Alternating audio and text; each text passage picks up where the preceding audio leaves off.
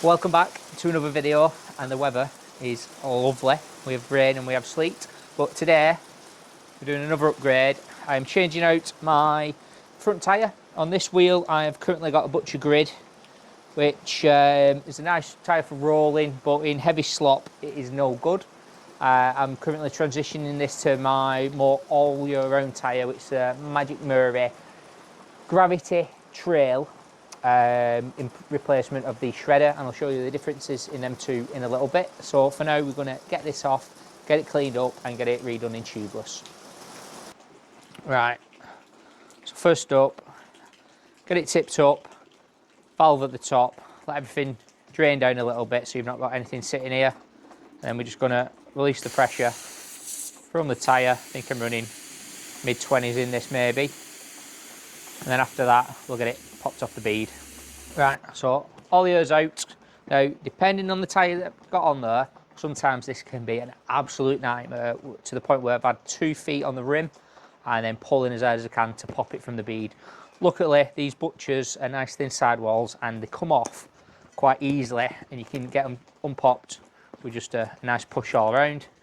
And then we'll get some tyre tools in there, don't know what they're called, and they will pop these off.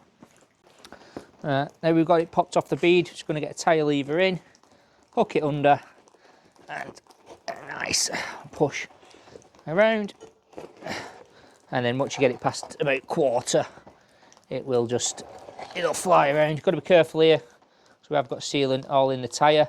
This was a bit of a hybrid because I didn't have much left, and I knew this was going to be temporary, so it's got a bit of muck off and a bit of tyre slime in it. And that's just what I chose to do. So I'll get this popped off fully now, get it cleaned up. Off, we got the rim. So the tyre, it's in pretty good condition, this, it's really good. So I'm going to give that a good clean out, and then that'll get saved for a rainy day. And then we've got the rim, obviously it's full of gunk. So what we'll do is we'll give this a good clean up. I've got some isopropyl alcohol, get this all cleaned up. There is rim tape in there, but I'm going to redo that. I've got some muck off rim tape, make sure that's all sealed well, and yeah, we'll go from there. We'll get it detaped and then we'll get it retaped. I don't think there's a lot of tape in it.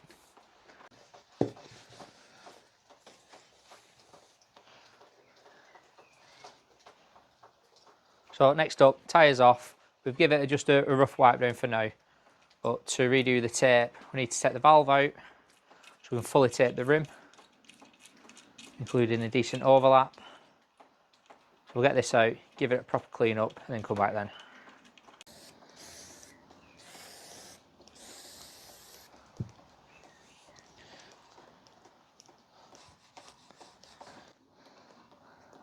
Very brittle.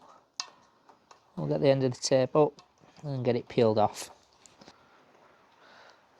So now we've got our muck off rim tape. This is 38mm rim tape for I think it's a 28mm rim. So what you want to do with this, you want to get it all the way around and a good lap over. I like to start away from the valve end, which is at the bottom there. Well, just get it just laid in to start. Try and give it a decent press down as you're going, and then get right back round it again after that, giving it a really good press down into all the nooks and crannies, just so we don't have any issues going forward. So I'm just going to work on that now.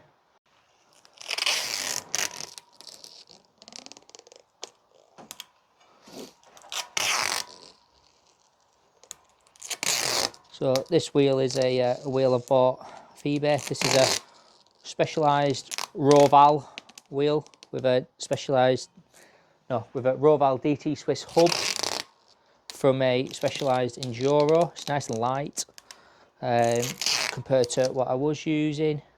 Check me over. I've got a really big overlap on this here. And if you're interested, I have a 29-inch Roval rear wheel for sale on eBay. I'll put a link in the description. So that's the tape on. I'm going to give that a really good rub on now, go all the way over, and then that's here for the overlap joint, and then I'm going to go probably a good 6" either side with some Gorilla Tape to make sure that's in tight. So we've got it all wrapped up now. I'm going to get our Gorilla Tape, like I said, probably a good 6 or so inches either side of the joint line, probably a bit more actually. We're going to get that well stuck down with Gorilla Tape just to protect that from flaring up. Get that piled right in there. I mean, in my opinion, the Gorilla Tape would have done the rim as well, but people said to use the rim tape, so that's what I'm doing. So I'm going to give this all another good rub down, make sure it's really well seated in all areas, and then the hard bit, which is fighting with the tyre. Will's going to sneeze on the camera, always held it in. He's fighting with the tyre to get it on. I've never fitted a radial. I believe they can be a bit of a pain. So yeah, we're going to do that in a sec. Oh, and we're going to put the valve in. Where's the hole? That's what she said. So valve's there. Just going to get a pin, just prick that and shove the valve through. So I've just noticed a problem. And if you knew the trouble I had with these wheels, you wouldn't believe it, but the end cap that was on the bike when I last rode it is no longer there, and I have no idea where it's gone. So I'm going to crack on and do this, and then probably going to have to order a new centre spline or whatever they're called, I don't know, but it's just one thing after another with these. Right, so we've got the valve in, even though we're missing this bit, which really annoyed me. Now we've got the Schwalbe Magic Mary Radial in ultra soft, and it's a radial. So what we need to do now is we need to get the wheel in the correct orientation, which is that way forward. Check the orientation of the tyre and then start slowing it on, and then let's just hope that this goes well.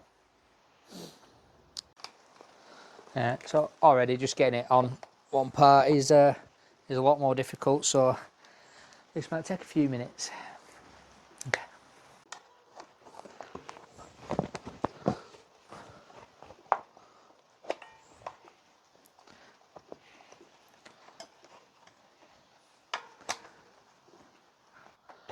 So we're on one side now, which was unusually difficult. And now I'm looking at the tread pattern, and I think it's the wrong way. So I'm going to check the internet and come back to you.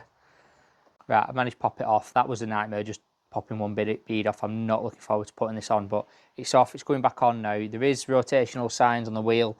I had a brain fart when I was doing it then, so I'm going to wrestle to get this on again on one half, and then might have a little cry getting it on properly on the other half. We will see.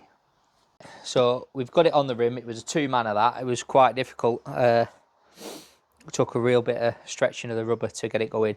So now you've got to get it popped on to the rim. So I'm hoping I can do it by hand pump. If not, I'll drag the electric one out the van. So we will see. Oh yeah, it's going to pop on with this. Get a good bit of pressure in, and you'll hear it pop. Look close, Will.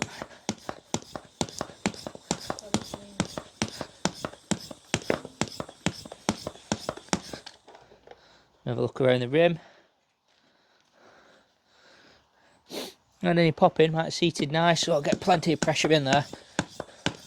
Make sure it is seated.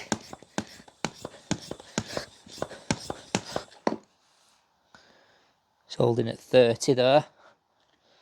So I think it's actually seated straight in with no issues. Now, depressurise this, take the valve stem out and get it filled with some Peaties. So next up, I've chosen the Peaty's